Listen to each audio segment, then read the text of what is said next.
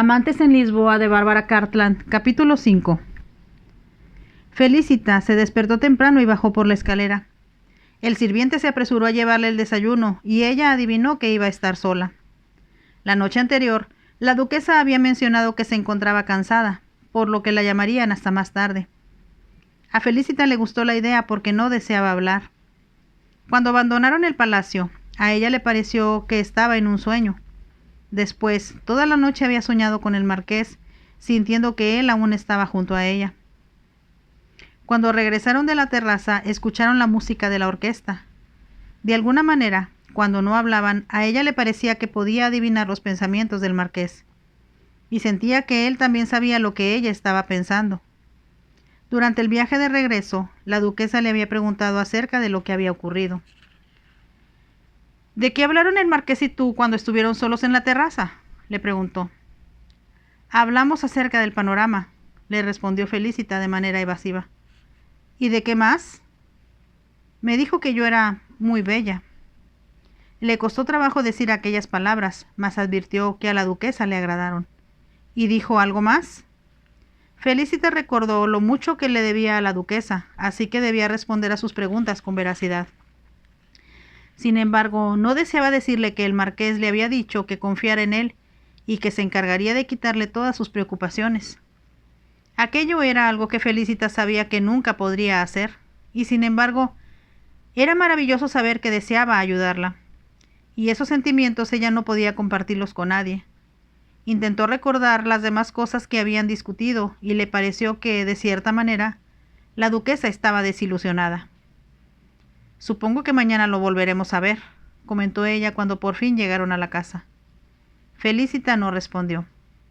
Cuando se despidieron, Felicita se había dado cuenta de que él le retuvo la mano por más tiempo del que era necesario. La fuerza de sus dedos la hizo sentirse protegida.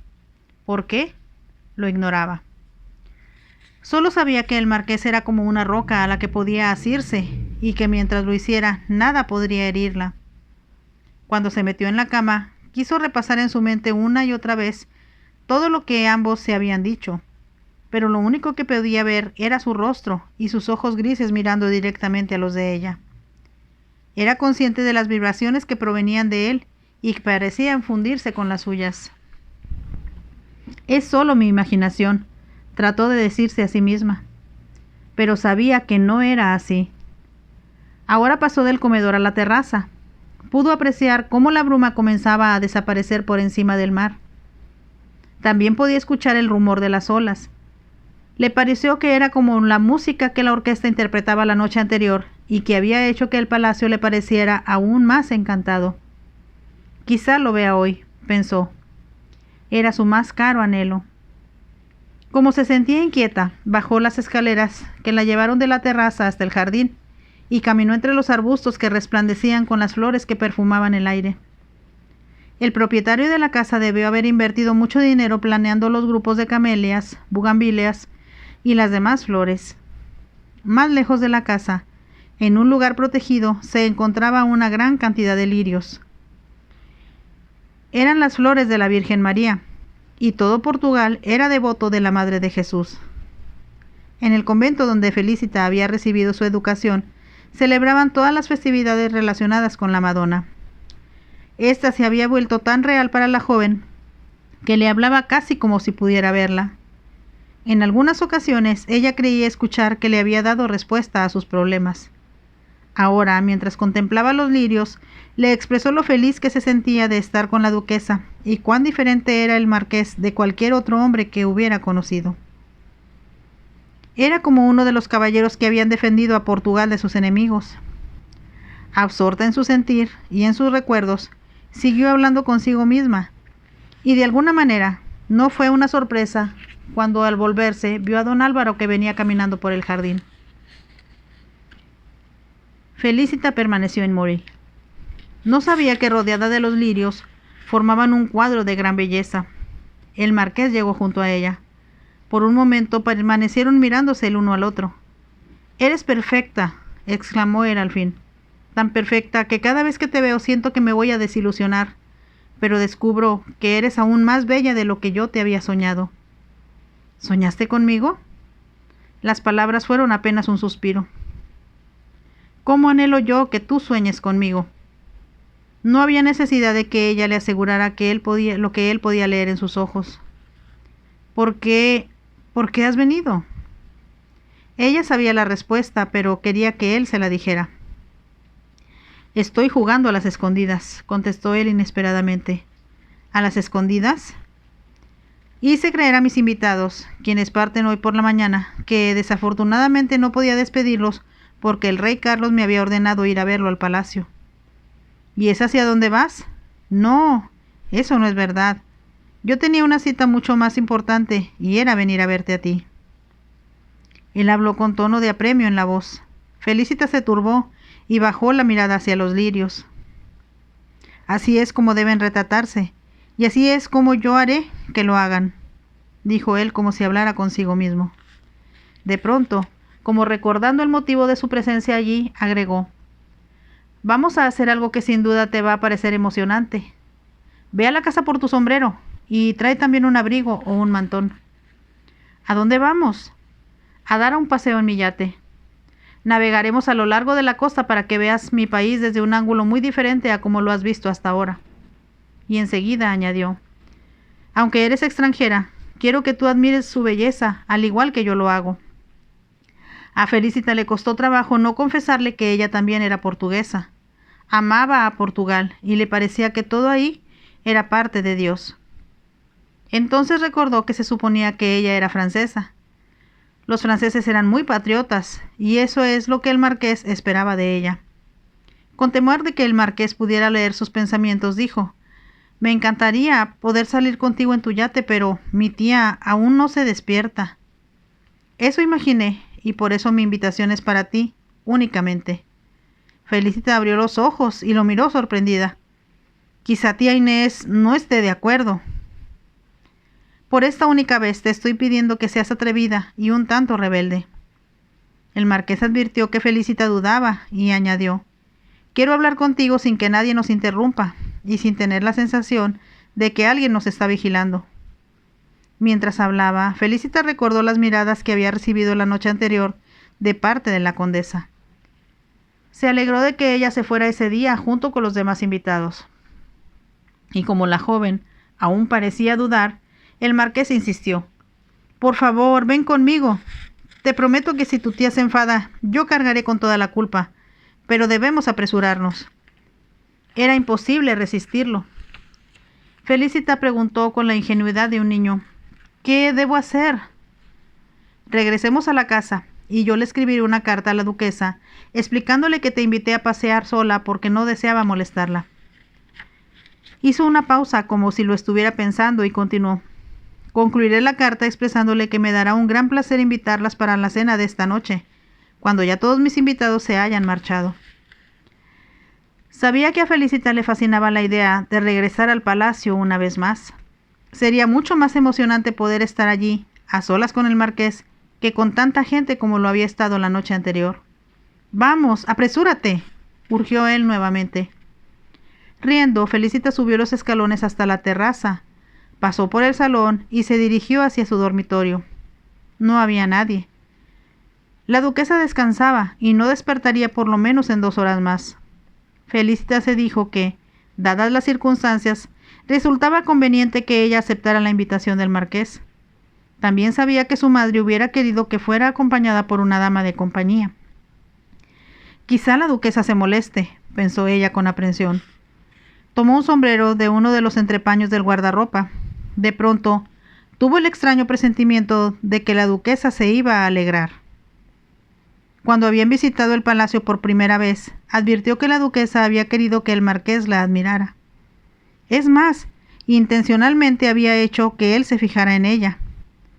Felicita se mostró turbada cuando la duquesa dijo: «Yo quiero que mi sobrina conozca la hermosura de su palacio, porque mi niña es bella, no solo por fuera, sino también por dentro. ¿Me entiende?». Sonrió al hablar, pero el marqués le respondió, muy serio: «No solo la entiendo, madame, sino que sin lugar a dudas ella es exactamente como usted dice». El que hablaran así de ella, como si no estuviera presente, hizo que Felicita se conturbara. Fácilmente comprenderá, continuó diciendo la duquesa, que para mí es muy grato el tener a mi sobrina conmigo, y también que, siendo ella mi heredera, todos los tesoros que de mi esposo quedarán en buenas manos. Más tarde, esa misma noche, Felicita escuchó a la duquesa comentarle a un caballero que ella era su heredera, y éste le respondió: «Entonces es una joven muy afortunada». Su voz había reflejado envidia. Felicita deseó entonces, como lo deseaba ahora, que la duquesa no hubiera tratado de hacerla parecer tan importante. Sin embargo, una voz interna le dijo que aquello era parte de su trama, y aunque ignoraba el porqué, sentía que ella era una parte muy importante de la misma. Emocionada, sabiendo que le sería imposible negarse a complacer al marqués, corrió escalera abajo. Tal como él se lo había sugerido, llevaba un chal exquisitamente bordado para protegerse de la fresca brisa del mar. El marqués estaba sentado frente al escritorio del salón cuando Felicita entró. Al verla, se incorporó y en un sobre que tenía en las manos metió un pedazo de papel doblado. «Eres muy rápida», exclamó sonriente, «y eso es otra cosa que me gusta de ti». «¿Estás segura de que no vamos a hacer algo incorrecto?», preguntó Felicita. «Por lo que a mí respecta, está muy bien y es lo que deseo hacer», respondió él. «Y te prometo que si con esto cometes alguna falta, yo te defenderé y cargaré con la responsabilidad». «¿Debo también escribirle una nota a mi tía?». Felicita dudó al hacer la pregunta, pues como el marqués la miraba, le resultaba difícil pensar. Lo único que quería era complacerlo y hacer lo que le pidiera. «Tal vez unas cuantas líneas», dijo él. Ella se sentó ante el escritorio y escribió: «Por favor, perdóneme si hago algo que usted no apruebe, pero el marqués es muy persuasivo y no supe cómo negarme». Escribió la nota en francés y la firmó con su nombre. Enseguida deslizó en un sobre lo que acababa de escribir. Él le sonrió y se dirigió hacia la puerta para abrírsela gentilmente. Salieron al vestíbulo y vio a Pedro. El marqués le entregó a éste las 2 notas. «Haga llegar estos sobres a manos de la duquesa tan pronto como ella despierte», dijo en tono autoritario. Pedro se inclinó con respeto. Felicita subió al carruaje abierto que esperaba fuera y se pusieron en camino. «Me preocupa», expresó ella con voz apenas audible, «que cuando tía Inés despierte y se entere de que me he marchado, se incomode». «Tal vez no será así», repuso el marqués, «y ahora vamos a olvidarnos de ella y a pensar solo en nosotros». «Quiero conocer tu yate», respondió Felicita. «¿Es muy grande?». «Ya lo verás por ti misma», contestó el marqués, «pero te diré que estoy tan orgulloso de él como de las pinturas del palacio». «Debe ser maravilloso», exclamó Felicita. Él rió divertido. Ciertamente era una nave magnífica. Cuando lo abordaron en el puerto de Estoril, Felicita pensó en cuán diferente era de los pequeños barcos pesqueros en los cuales había salido a pasear con su padre. El yate del marqués era soberbio y había sido construido con los adelantos más modernos. Felicita supo después que hacía muy poco que había salido de los astilleros. Le pareció que él se comportaba como un niño con juguete nuevo cuando se lo mostró. Su comportamiento fue mucho menos espectacular y autoritario de lo que había sido el día anterior. Ella rió y le gastó bromas como si ambos fueran de la misma edad. Tal como se lo prometiera, el marqués la llevó a navegar a lo largo de la costa. Y sin embargo, era imposible concentrarse en las colinas, las playas, las palmas y los olivares. Solo podía ver los ojos grises de don Álvaro y escuchar su voz, y se sentía feliz cuando lograba hacerlo reír. Después le resultó muy difícil recordar sobre qué habían charlado. Un camarero le sirvió refrescos en unos vasos muy altos. Cuando llegó la hora de comer, Felicita no podía creer lo rápido que se habían pasado las horas. Los alimentos resultaron tan deliciosos que ella supuso que el marqués debía tener un cocinero experto a bordo. La comida y el vino dorado parecieron aumentar su deleite. Nunca había pasado antes el día a solas con un hombre, así que para ella representó otra experiencia de fábula. Era un capítulo más del ensueño en que vivía desde que la duquesa la había rescatado. Después de la comida, cuando el calor se hizo más intenso, el marqués insistió en que se recostara en uno de los sofás del salón. «Debo explicarte», dijo él. que a esta hora del día los portugueses suelen disfrutar de una siesta. Por lo tanto, le he indicado a mi capitán que ancle en algún punto tranquilo para que así nosotros dos, sino también la tripulación, podamos descansar antes del regreso. Aquello sonó muy emocionante. Cuando Felicita se recostó en uno de los sofás tapizado en satén, el marqués le cubrió las piernas con una manta muy ligera. De inmediato, él se dirigió al sofá que estaba al otro lado del salón y se sentó para poder mirarla directamente. Ella también podía mirarlo, pero esperó a que él no adivinara lo que estaba haciendo. Quería seguir conversando con él. Tenía miedo de que quizá nunca se volviera a presentar tan bella oportunidad. Le parecía que cada palabra que don Álvaro pronunciaba era un tesoro que ella debía conservar. No se daba cuenta, pero aún estaba muy débil por el hambre y las privaciones que había sufrido. Se quedó dormida. Soñó, por supuesto, con el marqués. Inesperadamente los brazos de él la envolvieron y sintió sus labios oprimiendo los suyos. Era un sueño tan emocionante que sintió que un frenesí le recorría el cuerpo. Era como si la luz del sol que resplandecía afuera estuviera aprisionada dentro de su pecho. De pronto se dio cuenta de que estaba despierta. El marqués estaba junto a ella y sus labios besaban los suyos. Por un momento no le pareció que fuera una realidad.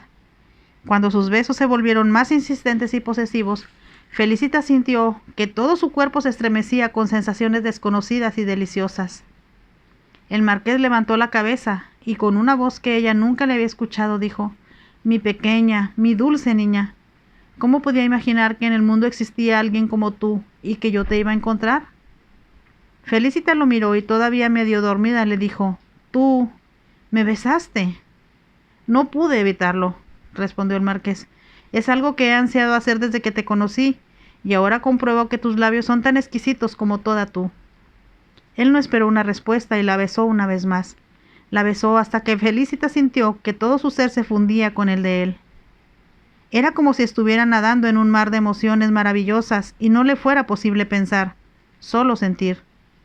Una vez más, él levantó la cabeza y ella murmuró: «Yo te amo». No pensó decir aquellas palabras que, con encantadora espontaneidad, brotaron de sus labios. «Y yo te amo a ti», declaró el marqués. «Dime, ¿desde cuándo descubriste lo que sientes por mí?» «Supongo que, en realidad, fue desde la primera vez que te vi», confesó. «Quizá te buscaba desde siempre». «Así es. Ambos nos conocimos en otras vidas y al fin volvimos a juntarnos», explicó el marqués. «Por eso sentí que tú buscabas algo que aún no habías encontrado». «Sin embargo, te encontré», respondió el marqués. «Y mi único temor es que tú emprendas el regreso al cielo de donde has venido y te pierda para siempre». Felicita murmuró algo y exclamó: «No puedo creer que todo esto sea una realidad». «Es una realidad, tiene que serlo», afirmó el marqués. Mientras hablaban, escucharon cómo las máquinas del yate se ponían en movimiento debajo de ellos. Como si aquel sonido los alejara de su mundo, el marqués se levantó del costado del sofá donde había estado sentado. Se inclinó hacia adelante, besó a Felicita con delicadeza y atravesó el salón. Por un momento ella no pudo soportar el pensar que él la había dejado. Quería extender la mano y suplicarle que no se alejara. De pronto la puerta del salón se abrió y entró un camarero. «Saludos de parte del capitán, don Álvaro», dijo dirigiéndose al marqués. «Vamos rumbo a Estoril, a menos que su señoría disponga de otra cosa». «No, dígale al capitán que prosiga según lo planeado», respondió el marqués. El camarero salió del salón. Felicita hizo a un lado la manta y se incorporó. El marqués se quedó mirándola. El yate se movió ligeramente. Ella se tambaleó y de inmediato los brazos de él la rodearon. «Debes tener mucho cuidado, mi amor». La mantuvo muy cerca y la hubiera besado otra vez, pero ella escondió el rostro con timidez en el hombro de don Álvaro. Así pudo sentir el corazón de él palpitar contra su pecho y sabía que su propio corazón también latía emocionado. Era difícil pensar en algo más que no fuera su amorosa proximidad. «Te he encontrado», dijo él como si quisiera convencerse. «Es verdad, pero a todos les será difícil admitir que haya sucedido tan de repente». Lo miró con una expresión de duda y él explicó: «Nunca había creído en el amor a primera vista, Pensaba que los escritores y los poetas hablaban tonterías. No obstante, me enamoré de ti en el momento en que llegaste a mi palacio. Felicita quiso decir algo, pero el marqués la estaba besando una vez más, besándola hasta que la joven no pudo pensar en nada que no fuera él. Vagamente recordó que ella no era quien él suponía, sino alguien sin importancia que representaba un papel inventado por la duquesa. En realidad, estaba representando una farsa. Cuando los besos de él la embriagaron, haciéndola vibrar con pasión, era una agonía pensar que él tendría que conocer tarde o temprano su verdadera identidad. Cuando la marcha del yate aumentó, ambos se sentaron en uno de los sofás, uno junto al otro, y el marqués comentó: «Solo ambiciono contemplarte. No hay necesidad de palabras ni de preguntas, que sospecho están en tus labios». Le besó la frente antes de continuar. «Seamos felices, simplemente porque estamos juntos, y más adelante podremos resolver los problemas que reflejan tus expresivos ojos». «No debes leer mis pensamientos», dijo Felicita. Estaba temerosa de lo que él pudiera descubrir e intentó confesarle la verdad acerca de ella. Sin embargo, le vino a la mente la idea de que quizá, cuando lo hiciera, él se iba a horrorizar. Él la creía perfecta. ¿Cómo lo iba a desilusionar? Las brumas comenzaban a despejarse y Felicita sintió mucho temor. Apartó su mano de la de él para arreglarse el cabello y dijo: «Quizá a mi tía le parezca indebido que tú me hayas besado cuando estábamos solos».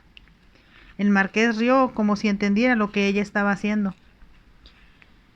«Intentas regresar el reloj», dijo él, «pero ya desafiamos los convencionalismos como para preocuparnos de si estuvo bien o mal el que yo te haya besado». Su voz se volvió más cálida cuando continuó: «Mas todo está bien, perfectamente bien. Te amo y sé que tú también me amas». «¿Cómo puedes asegurarlo así?», preguntó Felicita. El marqués le volvió a tomar la mano y dándole la vuelta apretó sus labios contra la palma, en un beso largo y apasionado. Al principio, Felicita se sorprendió porque era algo que ella jamás había sentido.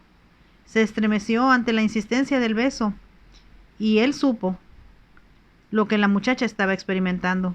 Felicita contuvo el aliento porque le era difícil respirar. Sus pechos se agitaban debajo de la fina tela de su vestido. Él le sostuvo la mano entre las suyas y preguntó: «Ahora, déjame sentir tus emociones y así sabrás que ninguna otra cosa tiene mayor importancia para mí ni para ti». Era imposible hablar. Ella solo pudo mirarlo hasta que el marqués la envolvió en sus brazos y la ciñó contra sí. «Eres mía», aseguró él, «mía como lo has sido desde el momento en que naciste, y el destino nos acercó para que no nos separáramos jamás». La besó con vehemencia para cautivarla con sus besos. Cuando ella se quedó extasiada en sus brazos por la infinita emoción, él dijo: «Ahora dime cuánto me amas». «Con todo mi ser». La volvió a besar con delicadeza y después la condujo hasta la cubierta. Ahora Felicita pudo admirar el palacio de azul recortado contra el cielo. Felicita permaneció mirando el hogar del marqués con los brazos de éste cobijándola. Sabía que aquel edificio era tan enigmático como el propio marqués.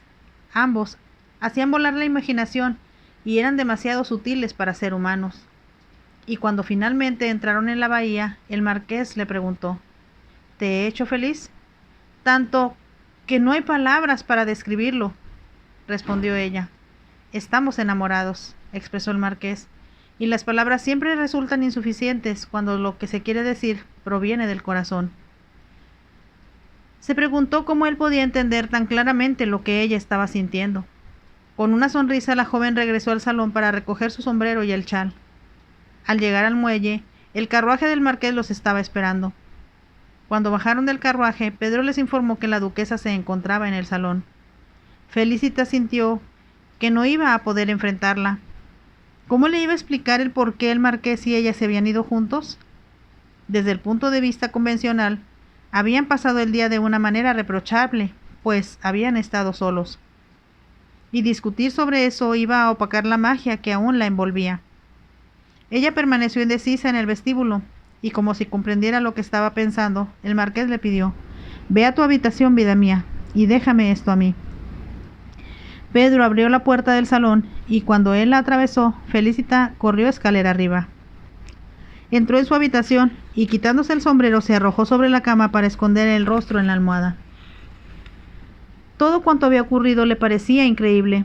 Ya no era la misma que había salido de esa habitación por la mañana. Entonces ya lo amaba, pero entre brumas. Un amor tan etéreo como la niebla sobre el mar, tan puro como los lirios que había encontrado en el jardín. Era un amor intenso y verdadero, el mismo amor que le daba la Virgen María, a quien ella adoraba, y al Dios en quien creía. Ahora los labios del marqués habían despertado sus recónditas emociones de mujer. Aunque en su ingenuidad no comprendía cómo demostrarlo, ella deseaba ser suya con todas las fibras de su ser. Las emociones la recorrían como pequeñas lenguas de fuego. Lo amo, le confesó a la almohada. Lo que sentía por él era tan avasallador que su cerebro no alcanzaba a comprender toda su magnitud. Pareció transcurrir mucho tiempo hasta que alguien llamó a la puerta. María, la doncella, entró. Felicita de un salto se puso al borde de la cama. Descansa, señorita, dijo María. No hay prisa. ¿No hay prisa?, repitió Felicita como una tonta. No, señorita, deberá estar lista para ir al palacio a las 8:30. Hasta entonces necesita dormir. Felicita contuvo la respiración.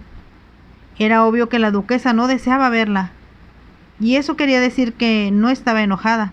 De lo contrario, hubiera rechazado la invitación del marqués para acudir de nuevo al palacio. Con una sonrisa se dijo que él siempre obtenía cuanto deseaba. De alguna manera convenció a la duquesa de que no habían hecho nada censurable. La duquesa, al igual que todas las mujeres, lo encontraba irresistible. Felicita dejó que María le quitara la ropa y le colocara uno de los elegantes y diáfanos camisones. No quería recordar aquellos días angustiosos cuando iba de hotel en hotel tratando de encontrar compradores para sus mercancías. Se metió en la cama y pensó únicamente en el marqués. Podía sentir sus brazos que la abrazaban y sus labios sobre los de ella. Sabía que se encontraba segura porque él la estaba sosteniendo. Adelante existían 1000 problemas esperando solución. Los apartó con el rechazo que un caballo asustado huye de una cerca demasiado alta para saltarse. No se atrevía a pensar en el futuro. Habría que dar explicaciones y pedir disculpas. Quizá después viniera la retribución. Si el marqués estaba molesto, ¿qué podía ella hacer al respecto? Además, ella tenía un compromiso con la duquesa, quien la había ayudado tanto, así que era preciso continuar con la farsa, por lo menos hasta que le retiraran su voto de alianza. Estoy segura de que ella comprenderá cuando se entere de que estamos enamorados, pensó Felicita con firmeza. Como tenía miedo, se obligó a pensar solamente en don Álvaro, sus labios, sus besos y él. Fin de este capítulo 5 de Amantes en Lisboa de Bárbara Cartland, una muy emocionante novela. Si te gustó, por favor déjame un like y nos vemos en el siguiente capítulo. Bye.